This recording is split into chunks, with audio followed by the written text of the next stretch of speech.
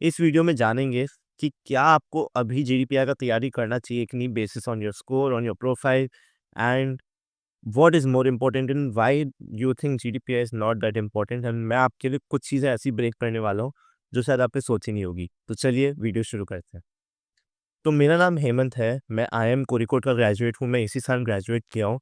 मेरा 2 साल का गैप था जब मैं घुसा था आईएम में। मैं ईडब्ल्यूएस कैटेगरी का था, 97.84 परसेंटाइल आई थी। मेरे पास कोई भी वर्क एक्स नहीं था। मैं बीकॉम था, मैं बीकॉम हूँ, एंड मेरा 887 which is a very average profile if considered in elite IIMs, old IIMs, तो उस हिसाब से था। फिर भी I was able to convert most of my calls. Like, even with an EWS category, 97.84 is on the lower side. And the only two colleges from which I got rejected is not rejected, waitlisted, is IIM Lucknow and FMS. FMS में मैं waitlist 10 था almost, and IIM Lucknow में 50 था।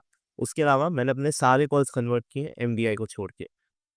तो और हाँ, IFT को छोड़ के। आईएफटी मैंने सीरियसली नहीं दिया था क्योंकि तब तक मेरे कुछ कन्वर्जन्स आ गए थे जो मुझे आईएफटी से बेहतर लगते थे।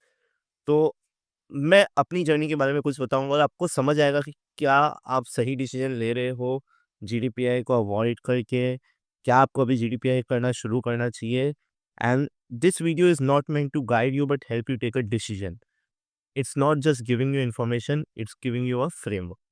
सो यार देखो, पहली बात तो अगर आपका कैट में डिसेंट स्कोर आया based on your profile which is, अगर मान लो आप जनरल हो, नॉन इंजीनियर फीमेल, तो आपके लिए 98 भी अच्छा स्कोर हो सकता है, 97 भी हो सकता है। अगर आप ईडब्ल्यूएस हो तो आपके लिए 95 भी हो सकता है। अगर आप एससी एसटी हो आपके लिए 85 87 भी हो सकता है।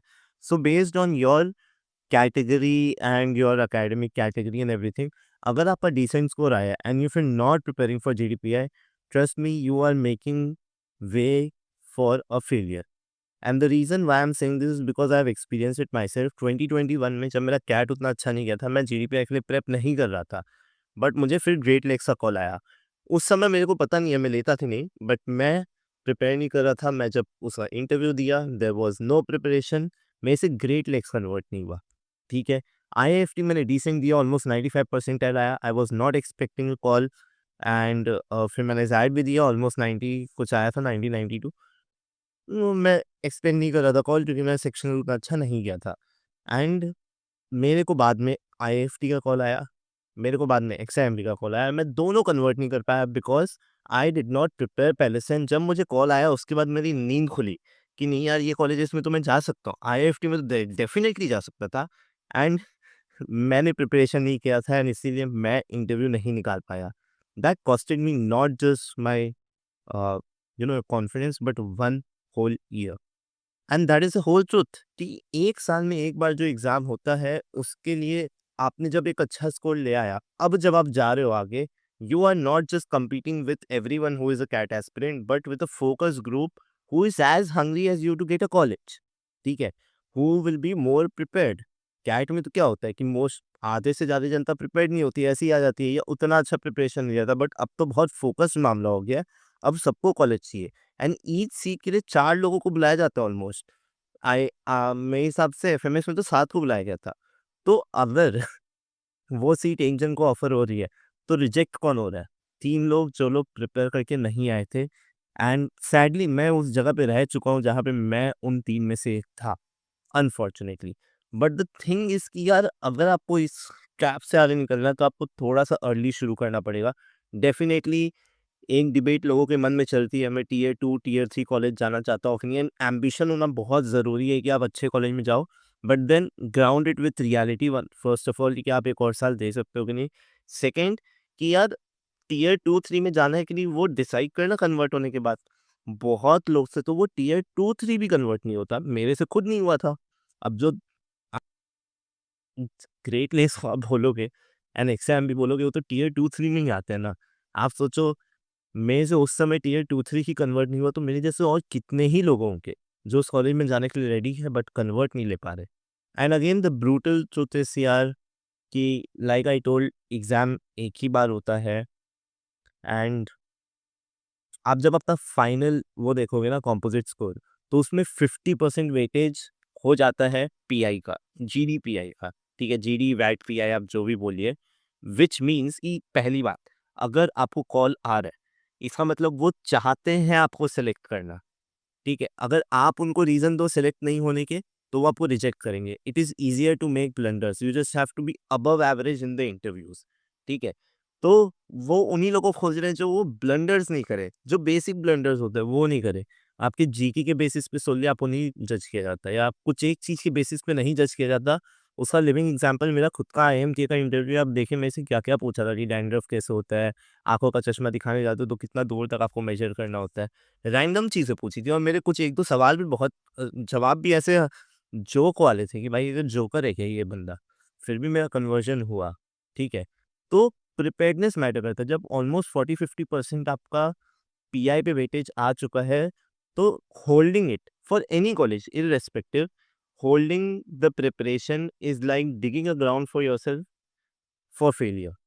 जब मुझे 2022 में पता चला मुझे कुछ कॉल आएँगे, मैं इमीडिएटली शुरू कर दिया यार, डज़ नॉट मैटर मुझे कोई भी कॉल आए।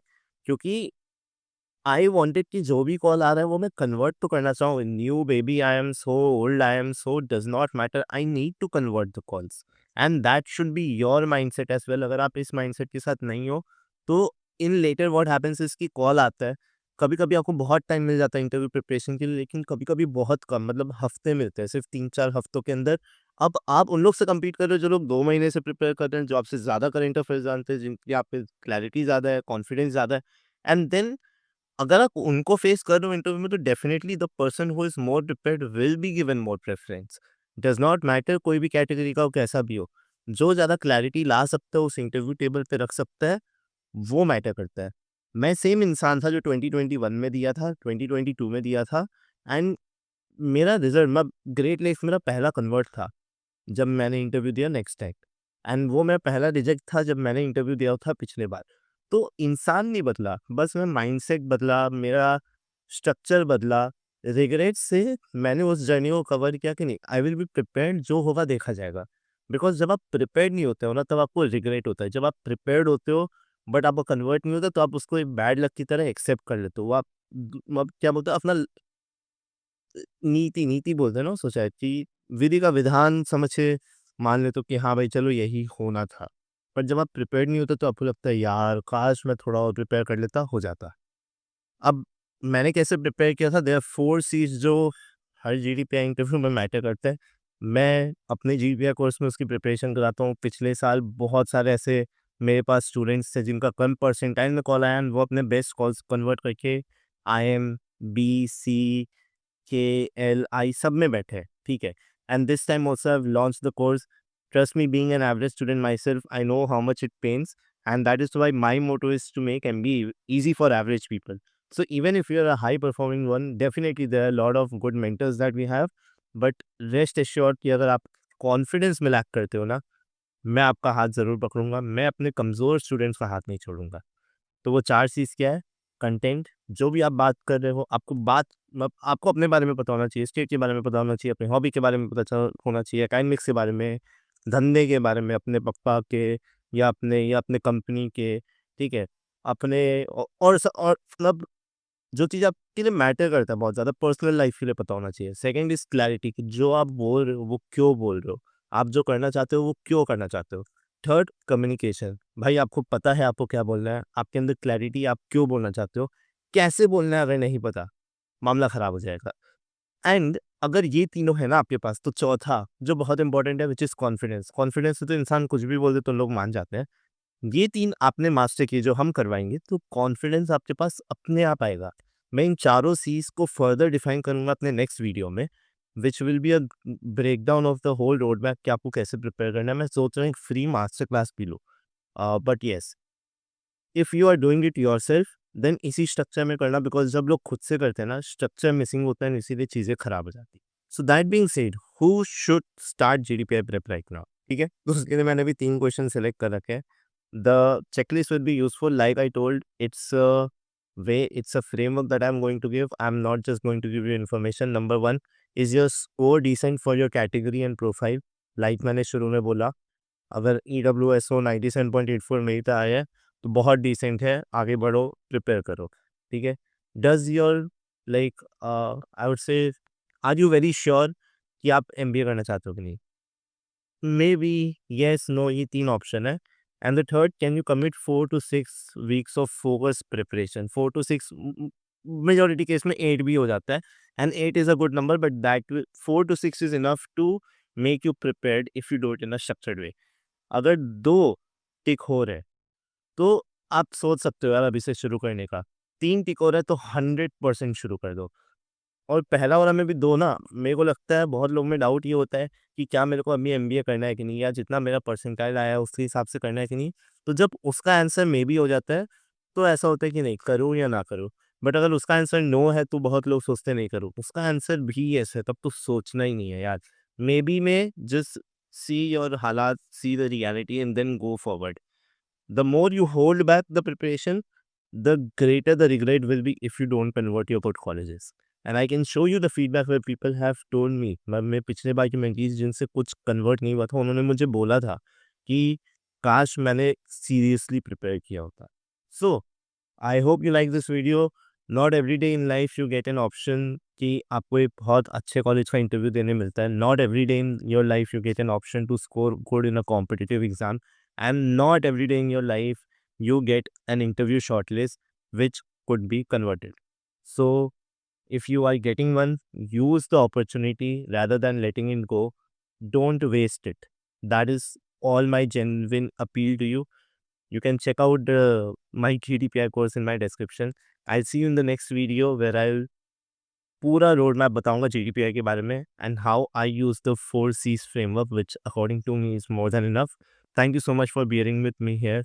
अगर आप यहाँ तक टिके हो ना, मैं आपको अर्ली बर्ड में भी 250 रुपीज़ ऑफ दूंगा. Just comment yes I was here. That being said, I see you in the next video. Thank you so much for watching. Subscribe and share, and I'll see you in the next video. Bye bye, future managers.